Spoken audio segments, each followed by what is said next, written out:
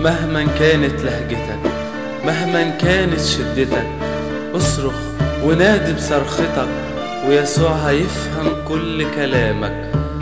لو صوتك واطي أو عالي هيسمعك، بالإنجليزي بالصعيدي هيفهمك.